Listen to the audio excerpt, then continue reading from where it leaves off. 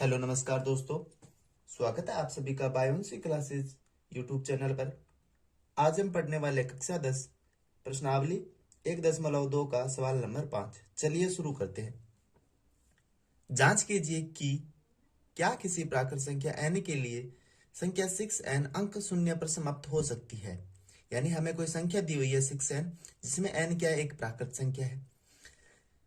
क्या ये संख्या, इस संख्या का जो इकाई अंक है वो शून्य पर समाप्त हो सकता है क्या? तो इसका सीधा सा आंसर है नहीं हो सकता। क्यों नहीं हो सकता?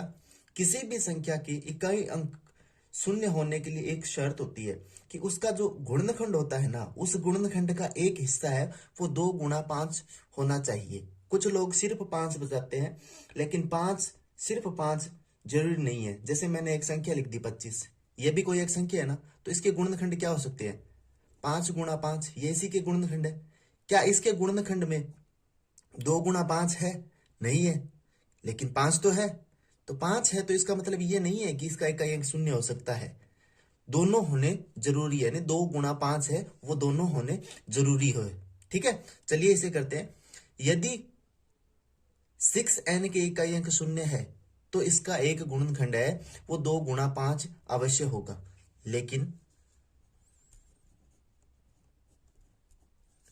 6n बराबर इसके गुणनखंड क्या क्या हो सकते हैं? 2 × 3, यही हो सकते हैं। और कोई गुणनखंड हो सकता है क्या? नहीं हो सकता। लेकिन 6n के गुणनखंड क्या है? 2 × 3n ही है। ठीक है, जो यह दर्शाता है, जो यह दर्शाता है कि 2 व 3 6n के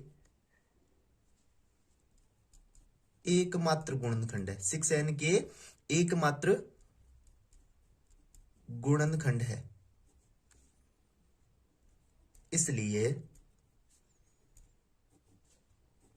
6n के इकाई अंक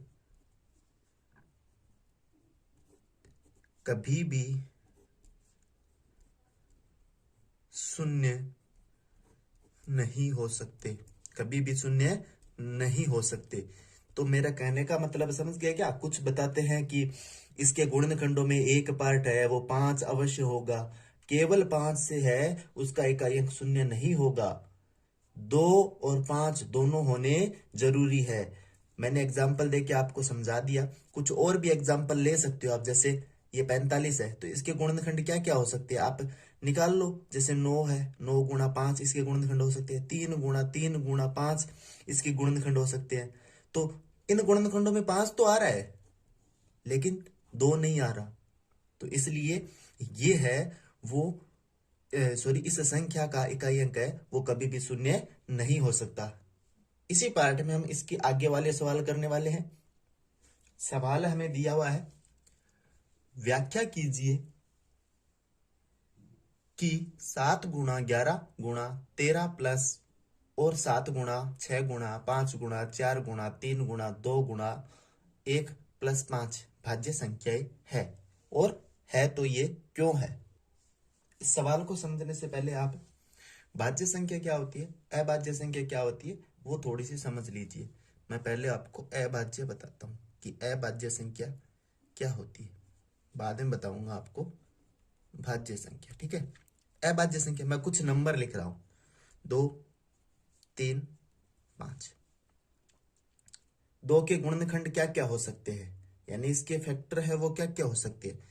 एक हो सकता है, यानी इसमें भाग किस किस का लग सकता है? एक का लग सकता है, 2 का लग सकता है, और किसी का नहीं लग सकता। 3 में किस किस का लग सकता है? एक का लग सकता है, 3 का लग सकता है। 5 में किस किस का लग सकता है? एक का लग सकता है, 5 का लग सकता है। क्या इनमें एक और स्वयं के अलावा किसी अन्य संख्या का भाग लग रहा है क्या? नहीं लग रहा। तो ऐसी संख्याएं जिसमें सॉरी जिनके एक व स्वयं के अलावा कोई अन्य गुणनखंड न हो, वे संख्या क्या कहलाती है? अभाज्य संख्याएं कहलाती है। क्या कहलाती है? अभाज्य संख्याएं कहलाती है। ठीक है। अब अभाज्य संख्या जस्ट इसके उल्टी होती है। जैसे मैं कुछ संख्या लिख रहा हूं, 6 है, 9 है और 8 है। तो 6 में किस किस का भाग लग रहा है? 1 का लग रहा है, 2 का लग रहा है, 3 का लग रहा है, 6 का लग रहा है। यानी ऐसी संख्याएं जिनमें स्वयं के अलावा अन्य किसी और भी संख्या का भाग लगता हो या फिर स्वयं के अलावा कोई अन्य गुणनखंड हो, वे संख्या क्या होती है? भाज्य संख्या होती है। जैसे 9 है तो इसमें 3 का भी लगता है, ठीक है, और स्वयं का भी लगता है और 1 का भी लगता है। जैसे 8 है तो 8 में स्वयं का और 1 के अलावा 2 का भी लगता है और 4 का भी लगता है। ठीक है। तो ऐसी संख्या है जिनमें स्वयं के अलावा किसी अन्य संख्या का भी भाग लगे या फिर स्वयं के अलावा कोई अन्य संख्या इसमें उपस्थित हो गुणनखंड के रूप में, वे संख्या क्या कहलाती है? भाज्य संख्या कहलाती है। चलिए इस सवाल को आगे करते हैं। दिया है, सवाल में क्या दिया है? 7 गुणा 11 गुणा 13 प्लस 13। यह हमें सवाल में दिया है। एक पद ये बन गया, एक पद ये बन गया। तो इन दोनों पदों में से कॉमन क्या आ रहा है? 13 कॉमन आ रहा है। तो बचेगा क्या? 7 गुणा 11 गुणा 1 प्लस 1। तो इस संख्या में से हमने कॉमन क्या निकाल लिया? 13। तो इसका मतलब ये जो संख्या है वो किससे विभाजित होगी? 13 से विभाजित होगी। यानी इसके गुणनखंड है वो 2 से अधिक प्राप्त हो गए हमें। तो इसी प्रकार आगे वाला इसमें पार्ट करना है। कोई संख्या दी हुई है 7 गुणा 6 गुणा 5 गुणा 4 गुणा 3 गुणा 2 गुणा 1 प्लस 5। इसी में 2 पार्ट है। ठीक है। इन पार्ट में कॉमन क्या क्या आ रहा है? 5 5 कॉमन आ रहा है तो मैं इसको बाहर निकाल लेता हूं। बचेगा क्या? 7 गुणा 6 गुणा 1 गुणा 4 गुणा 3 गुणा 2 गुणा 1 प्लस 5। सॉरी, मैंने यहाँ पे 5 लिख दिया था, तो यहाँ पे 1 है। ये हमें प्राप्त होता है। तो यानी जो दी गई संख्या इसमें एक गुणनखंड क्या है? 5 भी है। यानी इसमें प्राप्त गुणनखंड हमें क्या है? 2 से अधिक है। तो मैं लिख सकता हूं दी गई संख्या के 2 से अधिक गुणनखंड प्राप्त होते हैं। अतः यह दोनों संख्याएं भाज्य संख्याएं है। ओके।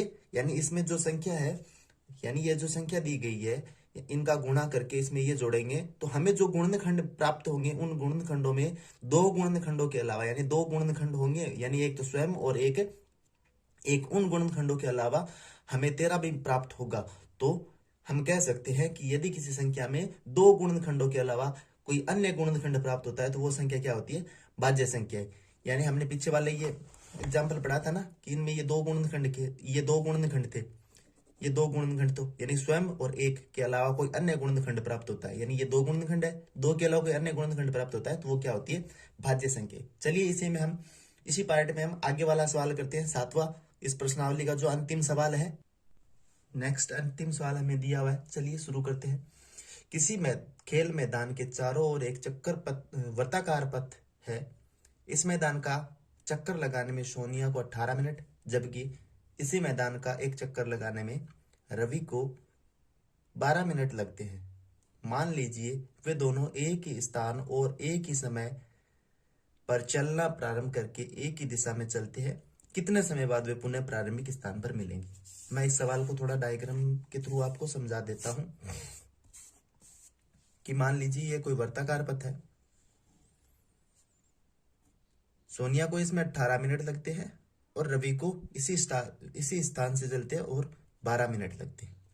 रवि, सोनिया है वो इस चक्कर को 36 मिनट में कवर करती है और रवि है वो इसी चक्कर को 12 मिनट में कवर करता है।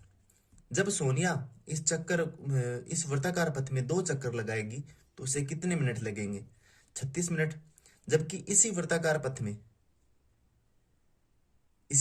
पथ में रवि है वो 2 चक्कर लगाएगा तो उसे 24 मिनट लगेंगे, ठीक है। लेकिन वो कह रहे हैं कि किस समय पर वे पुनः वापस मिलेंगे, प्रारंभिक स्थान पर वापस मिलेंगे। तो 2 चक्कर लगाएंगे तो ये 24 मिनट बाद वापस आएगा इसी स्थान पे।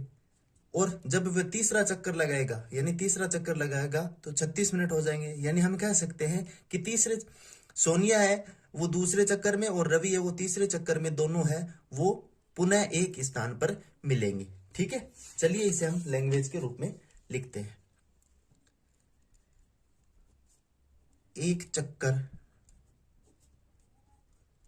लगाने में सोनिया द्वारा लिया गया समय कितना है?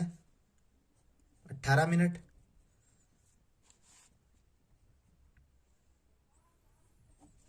और एक चक्कर लगाने में रवि द्वारा लिया गया समय कितना है? 12 मिनट।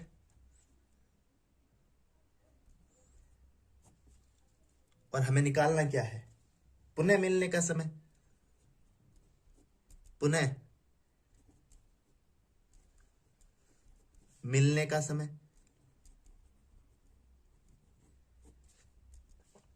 क्या होगा? 12 व 18 का एलसीएम होगा। यानी पुनः मिलने का जो समय है वो 12 व 18 का एलसीएम होगा। अब एलसीएम आपको पता है कैसे निकालते हैं?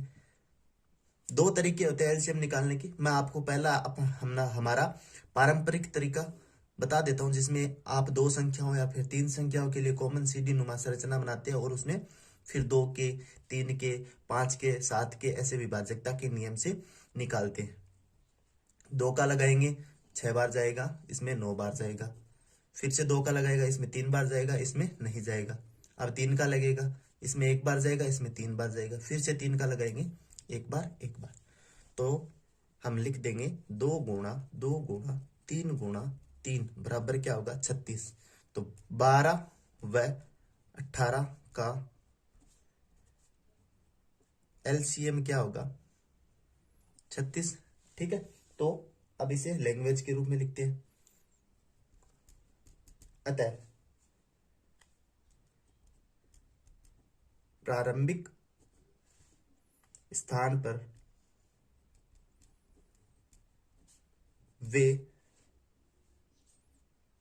कितने मिनट बाद मिलेंगे? 36 मिनट